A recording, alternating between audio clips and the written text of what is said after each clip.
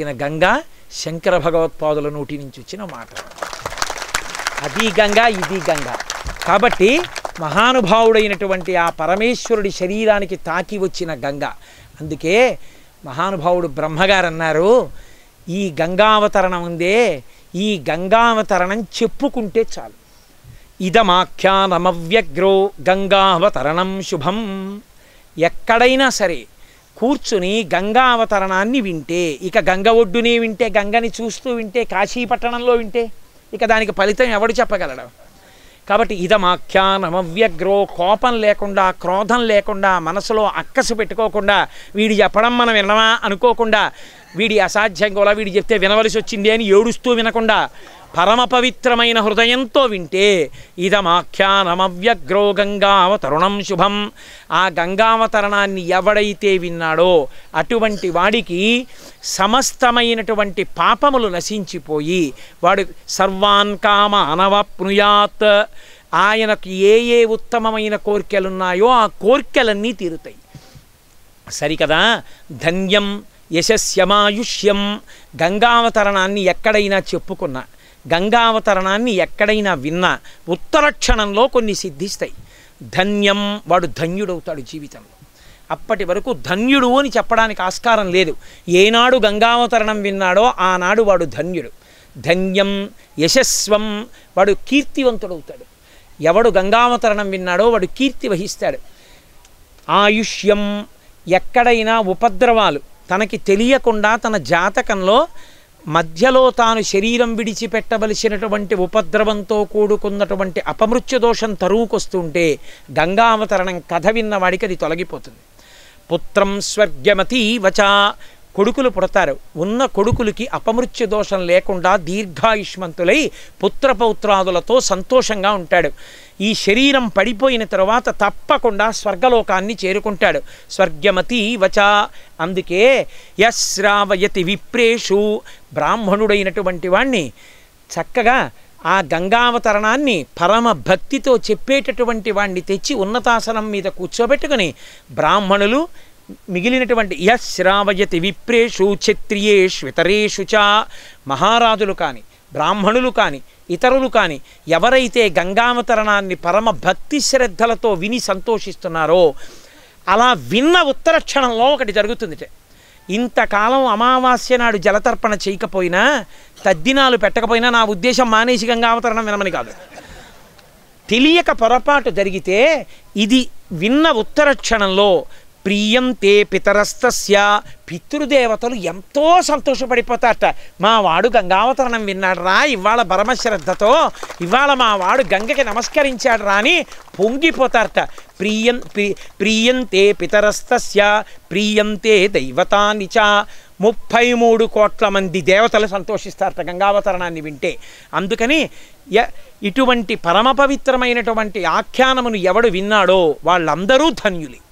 కాబట్టి ఆ గంగావతరణాన్ని ఎక్కడో కూర్చుని చెప్పి, అబ్బా మనం ఇక్కడే ఉన్నామని సంతోషం కలిగినా కళ్ళ ముందు గంగ లేకుండా చెప్పడం ఎందుకు, గంగ ఒడ్డునే కూర్చుని చెప్పుకుంటే. ఈ గంగ ఒడ్డున భాగవతం జరిగింది. ఈ గంగ ఒడ్డునే ఎందరో యజ్ఞయాగాదులు చేశారు. ఈ గంగ ఒడ్డునే ముక్తి మంటపంలో కూర్చుని వ్యాసుడు ప్రతిరోజు శివమహాపురాణాన్ని ప్రవచనం చేశాడు. ఈ గంగ ఒడ్డునే పరీక్షిన్ మహారాజు గారు ఒకానొక నాడు ప్రాయోపవేశం చేశాడు. చేసి అమ్మా అని పిలిచిన నరు పొమ్మా అని ముక్తి కడకు బుత్తువట. లెమా నీ రూపముతో రమా నాకెదురంగ గంగ రమ్యతరంగా అని అడిగాడు. అమ్మా అంటే చాలుట. అందుకే మీరు చూడండి, గోదావరమ్మ యమునమ్మ అనరు, గంగమ్మ అంటారు. గంగ ఈ జాతి జీవన స్రవంతిలో తల్లి స్థానాన్ని పొందింది. గంగమ్మ గంగమ్మ అంటాం మనం. పేరు కూడా పెట్టుకుంటుంటారు కొంతమంది, నది పేరు పెట్టుకోకూడదు అనుకోండి. కాబట్టి అమ్మా అని పిలిచిన నరు ఎవరైనా ఆవిడ దగ్గరికి వెళ్ళి అమ్మా అని ఒకసారి గట్టిగా అంటే చాలట, వెంటనే ఆవిడ అందుట పొమ్మా అని ముక్తి కడకు బుత్తువట. పోరా ఇచ్చేశాను, పాపాలన్నీ నేను తీసేసుకున్నానులే అని మోక్షానికి పంపించేస్తుందట. పొమ్మా అని ముక్తి కడకు బుత్తువట. లిమ్మా నీ రూపముతో మా నీటి ప్రవాహంగా చూస్తున్నాను, ఒక్కసారి నీ రూపంతో పైకి లేవా. హరిద్వార్లో ఉంటుంది మొసలి మీద కూర్చుని తల్లి. ఎంత గొప్పగా ఉంటుందో ఆ మూర్తి. నేను ప్రత్యేకం అద్భుతమైన ఆ మూర్తి రూపాన్ని తెప్పించుకుని మా ఇంట్లో పెట్టుకున్నాను కూడా. అప్పుడప్పుడు చూసి సంతోషిస్తూ ఉంటాను. కాబట్టి ఆ తల్లి లెమ్మా నీ రూపముతో రమ్మా నాకెదురంగ గంగ రమ్యతరంగ, ఒక్కసారి ఆ రమ్యతరంగములు కలిగిన తల్లి ఒక్కసారి లేచి రావా నాకు ఎదురుగుండా అని అడుగుతారు. మనకి శాస్త్రంలో ఒక మాట చెప్తారు, గంగా నది గంగా నది గంగా నది ఎనుచు రే పడక మేల్కొనుచో గంగ నుతియించునెవ్వడు భంగించునతని సమస్త పాపక చెయ్యమున్. ఎవరైనా సరే నిద్ర లేవగానే మంచం మించి కాలు కింద పెట్టే ముందు గంగా నది గంగా నది గంగా నది అన్నాడు అనుకోండి, ముందు లేస్తుండగానే కళ్ళు తెరుస్తూ 3 మాటలు శ్రీహరి శ్రీహరి శ్రీహరి అనాలి. రాత్రి నిద్రపోయే ముందు శివా శివా శివా అనాలి. నిద్ర లేచి కాలు కింద పెట్టే ముందు గంగానది గంగానది గంగానది అన్నాడు అనుకోండి నోటితో, వాడు లేచి తిరుగుతూ అప్పుడప్పుడు గంగా గంగా గంగా అంటున్నాడు అనుకోండి, అలా గంగానది గంగానది గంగానది ఎనుచు రే పడక మేల్కొనుచో గంగ నుతియించునేవాడు. ఎవడు ఆ గంగని ఓసారి తలుచుకుంటూ ఉంటాడో, అంటే మనసులో ప్రేమ చేత గంగానది గంగానది గంగానది అంటాడో, నేను ఇవాళ నిద్ర లేస్తూ శ్రీహరి శ్రీహరి శ్రీహరి అంటాను. రోజు అది అలవాటు ఎప్పటి నుంచో నాకు. 3 మాటలు అని దిగి భూమికి నమస్కారం చేస్తాను, కింద పడి మా గురువు గారికి నమస్కారం చేసి అప్పుడు ఇతర పనులు. అందుకని లేచి మా గురువుగారికి నమస్కారం చేస్తూ కాశీ కాశీ కాశీ అన్నాను. విశ్వనాథ విశ్వనాథ విశ్వనాథ అని కాశీలో ఉన్నాను కదా అని గుర్తొచ్చి పొంగు కాశీ కాశీ కాశీ విశ్వనాథ విశ్వనాథ విశ్వనాథ అన్నాను. అంటే మా ఆవిడ వెనక నుంచి వచ్చి గంగానది గంగానది గంగానది అని. ఓహో ఇవాళ గంగావతరణం కదా, నేనన్నా మర్చిపోయానేమో కానీ దీని పొంగిది మర్చిపోలేదు అనుకున్నాను అని ఆ సంతోషం పుణికిపుచ్చుకుని నేను కూడా గంగానది గంగానది గంగానది అన్నాను. మర్చిపోయావేమో, నిన్న చేసాం స్నానం మణికర్ణిక మణికర్ణిక మణికర్ణిక అంది, నేను మళ్ళీ మణికర్ణిక మణికర్ణిక మణికర్ణిక అన్నాను. అందుకని గంగానది గంగానది గంగానది ఎనుచు రేపడక మేల్కొనుచో, రాత్రి పడుకోబోయే ముందు ఒక్కసారి గంగానది గంగానది గంగానది గంగమ్మ గంగమ్మ గంగమ్మ అని ఒకసారి ఆ ప్రవాహాన్ని గుర్తు తెచ్చుకుని నిద్ర లేచేటప్పుడు మళ్ళీ గంగమ్మ గంగమ్మ గంగమ్మ అని ఎవడంటూ ఉంటాడో అటువంటి వాడు తెలియక వాడి వలన మహాపాతకము జరిగినా నశించిపోతుంది. గంగని స్మరించినంత మాత్రం చేత అంత శక్తి. అందుకే గంగ స్నానం ఎక్కడో ఉండి పరమ పవిత్రంగా గంగని ఎప్పుడు ఎవడు భావన చేస్తూ ఉంటాడో, గంగమ్మ మూర్తిని పెట్టుకొని చూసి మురిసిపోతూ ఉంటాడో, గంగని తలుచుకొని ఎప్పుడు స్నానం చేస్తానా అని అనుకుంటూ ఉంటాడో వాడికి ఆ క్షణంలోనే గంగా స్నాన ఫలితం వేసేస్తారు. అంత గొప్ప నది, మొత్తం నదుల మీద గంగ ఒక్కతే. అందుకే గంగా నదికి త్రిపథగా అని పేరు. 3 లోకములలో ప్రవహించిన ఏకైక నది గంగా నది. స్వర్గలోకంలో ప్రవహిస్తుంది, భూలోకంలో ప్రవహిస్తుంది, పాతాళంలో సగరుల యొక్క బూది కుప్పల్ని ముంచెత్తింది. 3 లోకముల యందు ప్రవహించింది కాబట్టి త్రిపథగా అని పేరు. ఇంత గొప్ప గంగానది కాశీపట్టణం దగ్గరికి వచ్చేటప్పటికి ఒక చమత్కారం చేస్తుంది. కాశీపట్టణానికి అంతటికీ ఒక మణిహారం వేసుకున్నట్టుగా సాలంకృత గంగయా, కాశీపట్టణం కాశీధన్యతమా విముక్తి నగరి సాలంకృత గంగయా, కాశీపట్టణం మెళ్ళలో వేసుకున్న హారంలా మెరుస్తుంటుంది. అటువంటి గంగ ఆవిడ వైభవం ఏమిటంటే, బతికున్న నాళ్ళు ఎన్ని తప్పులు చేసిన వాడైనా శవానికి గంగస్పర్శ తగిలినా చాలు అన్నారు. వాడు బతికుండగా చేయలేదు, శవానికి గంగ స్పర్శ తగిలింది, వెంటనే వాడి జీవుణ్ణి ఉద్ధరిస్తాడు. ఆ ఏ జీవుడు ఆ శరీరంలోంచి వెళ్ళాడో ఆ జీవుణ్ణి ఉద్ధరిస్తారు. శరీరం విడిచిపెట్టిన తర్వాత కొడుకేమైనా చెయ్యాలి తప్ప ఇక ఆ శరీరానికి తగిలితే ఉద్ధరణ ఎక్కడా లేదు, ఒక్క గంగకే ఉంది.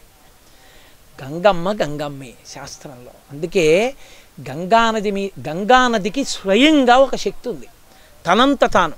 శ్రీమన్నారాయణమూర్తికి ఏ శక్తి ఉందో గంగానదికి ఆ శక్తి ఉంది. అందుకే అత్యంత వినయంతో నేను త్రికరణ శుద్ధిగా నిన్ను అడుగుతున్నానమ్మా అని అడగాలి.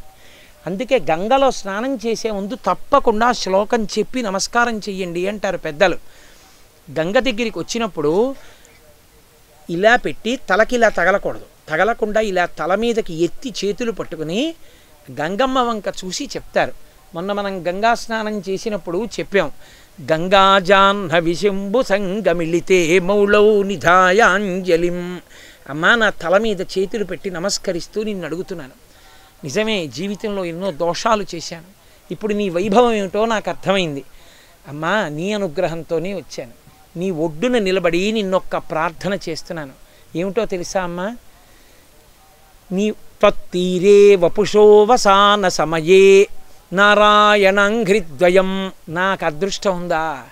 ఎప్పటికైనా నా ప్రాణం పోయే ముందు నేను మళ్ళీ నీ తీరంలోనే కూర్చుని ఉండాలి. నీ తీరంలో కూర్చుని నీ వంక చూస్తూ శ్రీమన్నారాయణుని యొక్క పాదపద్మములు నా తల మీద పెట్టుకుని ఉన్నట్టుగా నేను భావన చెయ్యాలి. నారాయణాంఘ్రిద్వయం సానందం స్మరతో భవిష్యతి మమ ప్రాణ ప్రయాణోత్సవే. నా ప్రాణములు శరీరమును విడిచిపెట్టి పైకి లేచిపోతుంటే నేను దాన్ని ఉత్సవంగా ఎంతో సంతోషంగా అమ్మయ్యా చేరిపోతున్నాను, గంగ నా ఎదురుగుండా ఉంది, నన్ను ఎందుకు దరితేచ్చదని అమ్మా నీ వంక చూస్తూ శ్రీమన్నారాయణజీ పాదపద్మములు తల మీద పెట్టుకుని భూయాద్భక్తిరవిచ్యుతా హరిహరద్వైతాత్మికా శాశ్వతి. శివకేశవుల మధ్య భేదము నా జీవితంలో ఒక్క క్షణం కూడా ఉండకూడదు. శివుడు గొప్ప, విష్ణువు తక్కువ, విష్ణువు ఎక్కువ, శివుడు తక్కువ అని నా నోటి వెంట అనకుండా ఎప్పుడూ శివకేశవులిద్దరూ ఒక్కటే, రెండు రూపాలతో ఉంటారు కానీ ఒక్కరే అన్న భావన నాకు జీర్ణము కావాలి. అటువంటి భక్తితో నేను నీ తీరాన్ని, నీ నదిని స్మరిస్తూ నీ ఇసుక తిన్నె మీద కూర్చుని నీ వంక చూస్తూ నా ప్రాణం వెళ్ళిపోయేటట్టుగా నన్ను అనుగ్రహించు. ప్రాణం పోయేటప్పుట ఇక ప్రాణం వెళ్ళిపోతోంది అని తెలిసిపోయినవాడు ఆఖరి స్మరణల దగ్గరికి వచ్చేస్తున్నాయి, ఊపిరి అందట్లేదన్నప్పుడు నిర్భయంగా కళ్ళు మూసుకొని కాశీయాత్ర చేసొచ్చాడు కాబట్టి గంగానదీ ప్రవాహాన్ని ఒక్కసారి తలుచుకుని ఆ గంగానదీ ప్రవాహాన్ని మనసులో అలా ధ్యానం చేస్తుండగా వెళ్ళిపోతే వాడు మోక్షమునకు వెళ్ళిపోతాడు. ఎందుకంటే వాడు గంగ స్నానం చేసి ఒడ్డున కూర్చుని శ్రీమన్నారాయణ పాదపద్మములు తల మీద పెట్టుకున్నంత ఫలితం వస్తుంది. అందుకే ఈ ప్రార్థన ఇతర నదులకు లేదు, ఒక్క గంగానదికే ఉంది. అంత గొప్ప గంగ. అటువంటి గంగ ఒడ్డున ఇవాళ ఈ ఇసుక తిన్నె మీద కూర్చుని ఇంతమంది ఇన్ని చేశారు. హరిశ్చంద్రుడు మహానుభావుడు ఇక్కడే, ముత్తుస్వామి దీక్షితరు ఇక్కడే. మీకు ఎక్కడో నేను ఆ విశేషాలన్నీ చెప్తాను, మళ్ళీ చీకటి పడితే ఇబ్బంది పడతాం కాబట్టి. అటువంటి గంగావతరణం, ఈ ఇసుక తిన్నె మీద కూర్చుని గంగావతరణం చెప్పాలి. మీ అందరూ కూడా గంగ ప్రవాహం వంక చూస్తూ మురిసిపోవాలి. అయిపోగానే ఒక్కసారి ఆ గంగ నీళ్లు ముట్టుకుని మీరు సంతోషపడాలి అని మనసులో భావన చేసి మా గోపాలకృష్ణ గారికి చెప్తే అనితర సాధ్యమైన రీతిలో ఇన్ని ఏర్పాట్లు చేసి మహానుభావుడు ఇంతమందిని తరింపచేశారు. మా గోపాలకృష్ణ గారికి సర్వకాలముల యందు శివానుగ్రహము ప్రసరించుగాక అని ఆయనకి, హరిప్రసాద్ గారికి నా ఆశీర్వచనాన్ని ఆవిష్కరిస్తూ శంకర భగవత్పాదులు గంగానది మీద అద్భుతమైన అష్టకాన్ని ఇచ్చారు. గంగ ఒడ్డున కూర్చుని ఆ గంగా అష్టకం చేసుకోవాలి. అసలు ఇంట్లో కూర్చుని ఆ గంగని ప్రార్థిస్తారు. మన భాగ్యం ఏమిటంటే మనం అలా గంగమ్మని చూస్తూ ప్రార్థన చేస్తాం. నేను ప్రతి శ్లోకం మీతో చెప్పిస్తూ ప్రతి శ్లోకానికి తాత్పర్యం కూడా చెప్తాను. మీరు మనసులో బాగా పట్టుకుని ఆ అష్టకం చెయ్యండి. దాని చేత మన కాశీ యాత్ర సఫలీకృతం అవుతుంది. గంగమ్మ మురిసిపోతుంది. ఊరే ఏదో వచ్చి వెళ్ళిపోవడం కాదురా, వీళ్ళు ఎంత భక్తిగా నా దగ్గర కూర్చున్నారా అని గుర్తు పెట్టుకుని మనందరినీ ఉత్తమగతులకు ఆ తల్లే తీసుకెడుతుంది. కాబట్టి నేను చెప్తాను, మీ అందరూ కూడా చక్కగా చెప్పండి.